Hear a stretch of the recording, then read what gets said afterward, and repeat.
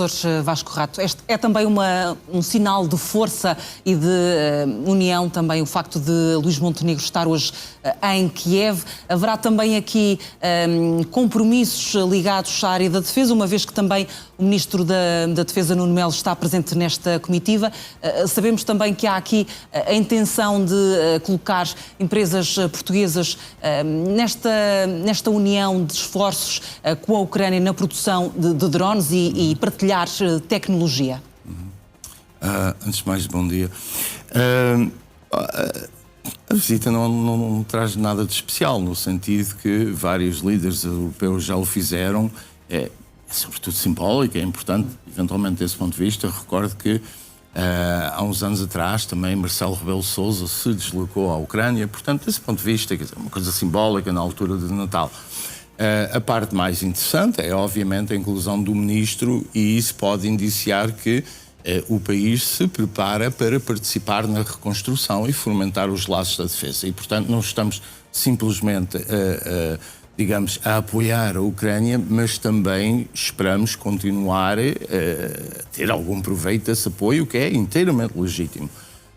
Agora, quanto àquilo que foi decidido ontem, aquilo que foi agora referido, talvez tenha uma visão um bocadinho diferente. Eu não acho que tenha sido uma vitória ontem. Aliás, acho que a União Europeia saiu muito mal deste processo todo. E saiu mal porque, desde logo, tentou avançar para uma solução, a utilização dos ativos russos, uma solução que não era pacífica. E, portanto, os grandes derrotados de ontem foram claramente Van der Leyen e o chanceler Merz. Claramente.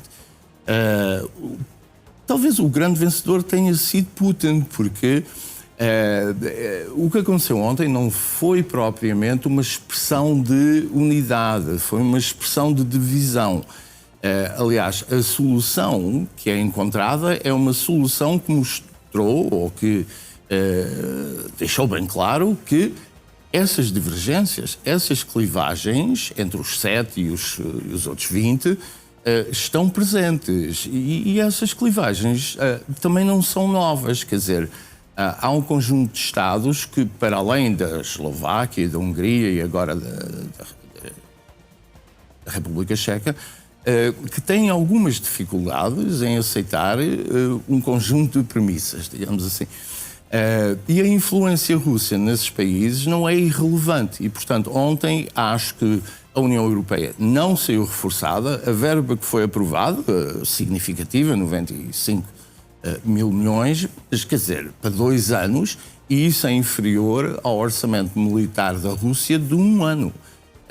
Portanto, não me parece que tenha sido assim a grande vitória que por vezes, não estou a dizer que era essa a sua posição, mas que ouvi na comunicação social nas últimas horas. Fazer também um apontamento que o NAU está neste momento em Kiev, na Ucrânia, a acompanhar a visita de Luís Montenegro à capital da Ucrânia. Vemos agora essas imagens do percurso com a segurança reforçada por parte da comitiva portuguesa, liderada por Luís Montenegro. Nesta comitiva está também o Ministro da Defesa, Luís Montenegro. Ora, muito bem, estávamos aqui a referir e a ver estas imagens, obviamente, de segurança reforçada.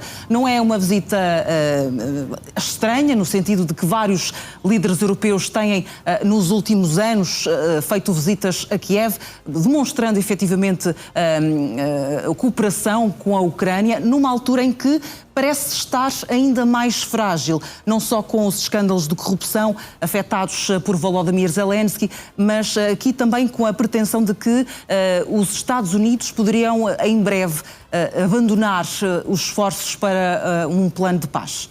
Sim, nós estamos numa altura crucial. Neste momento tem sido Marco Rubio, não é, o porta-voz desses esforços diplomáticos, e ele de Miami, onde continuam as conversações, dá-nos sinais um pouco contraditórios. Por um lado vai dizendo que estamos a fazer progresso, mas há muitos dias e agora já há meses, não é? Que ouvimos falar em progressos significativos, estamos cada vez mais perto, mas depois ele acrescenta também na mesma declaração, mas poderá não ser possível.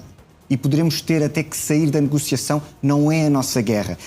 Assusta-me um bocadinho termos Marco Rubio a dizer não é a nossa guerra. Os Estados Unidos estava comprometido com a segurança da Ucrânia, está desde o memorando de Budapeste, foi um dos observadores que serviu à rendição do arsenal nuclear da Ucrânia à Rússia em 94 e, portanto, os Estados Unidos também têm aqui alguma obrigação, não só os europeus que estão empenhados e, como foi dito e bem, não estamos perante, de facto, um plano B que não vai de acordo àquilo que seriam as necessidades da Ucrânia, que vai ter que ter um espírito de muita frugalidade e parcimónia na utilização destes valores, porque podem estar aquém do necessário para fazer face à Federação Russa, que tem uma economia um pouco mais preparada para a guerra e também um conjunto de números e de força mais disponível.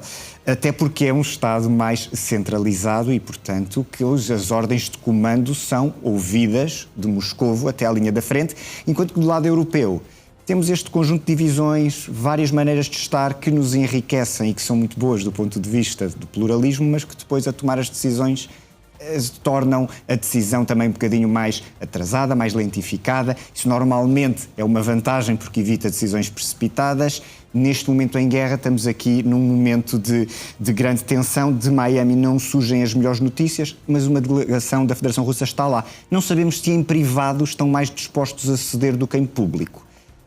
Em público, Putin continua a falar nas causas raiz e continua com uma maneira de estar belicista em que cada vez até é mais ofensivo para com os europeus e não parece estar disposto a fazer concessões absolutamente nenhumas, o que nos deixa aqui numa situação muito fragilizada. Mas esta reunião de Miami vai aqui no encadeamento de reuniões que temos tido e gostaria de voltar a sublinhar apenas a que tivemos em Berlim, que ainda assim foi aquela em que conseguiu trazer o Witkoff para a Europa. A Europa às vezes queixa-se de não estar tanto à mesa, mas foi uma situação em que estivemos. Agora passa-se para Miami, não é? Depois da correção que houve dos pontos em Genebra, que já tinham vindo, não é? De um mês antes em que tínhamos em novembro falado nos 28 pontos, estamos nos 19. Não sabemos bem em que pontos estamos, as negociações continuam e vamos ter que aguardar. Professores, as negociações continuam já este fim de semana, como ouvimos, em Miami, entre as delegações norte-americanas e também russas, mas ainda não há aqui as linhas gerais do plano que terá sido traçado. O que é que podemos vislumbrar das chamadas linhas vermelhas que terão sido traçadas pela Ucrânia? Não são novas. A questão do território, nomeadamente do Donbass. Não é novo, quer dizer, os ucranianos... Mas poderá Volodymyr Zelensky admitir a possibilidade de ceder? Temos visto que, de facto, tem feito fim-capé de que o território é soberano e é, de facto, da Ucrânia, certo, e que não será, de facto, para entregar à Rússia. A minha leitura diz-me que os ucranianos não estão a fazer nenhuma cedência. Continuam a dizer que é necessário manter as fronteiras anteriores a 2022. Isso manifestamente não é possível. Há uma realidade no terreno que impede a recuperação dos territórios militarmente ocupados pela Rússia. Agora, isto é claramente uma posição negocial. E depois ceder territórios também não é claro o que isso quer dizer. Haverá o reconhecimento formal da anexação, haverá o reconhecimento de facto, quer dizer, há várias soluções. Talvez o exemplo mais acessível é durante toda a Guerra Fria, nós não reconhecemos que os países bálticos estavam incorporados na União Soviética, mas tínhamos relações com a União Soviética. Pode ser uma solução dessas, quer dizer, há aqui várias possibilidades. No outro ponto, o que tem sido referido sobre a cedência de Zelensky, ao dizer que está preparado a não integrar a NATO, também não é cedência nenhuma, porque, desde logo, penso que Zelensky é suficientemente realista para perceber que não terá a aprovação unânime dos países da NATO que é necessário ter para a Ucrânia aderir. E, portanto, isso não iria acontecer, por outras palavras.